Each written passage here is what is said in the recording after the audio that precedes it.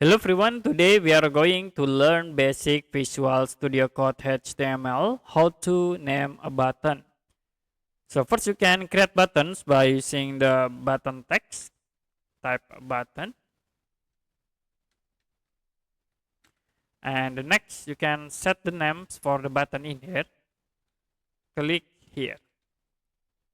Now you can click File, Save, and Preview in browser.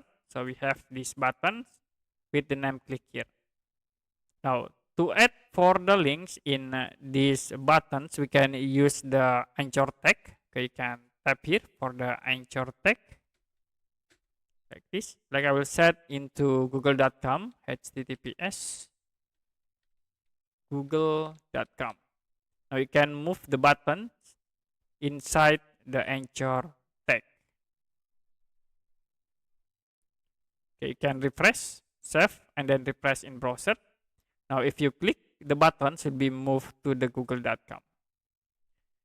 Okay, that's it for basic Visual Studio Code HTML, how to name a button.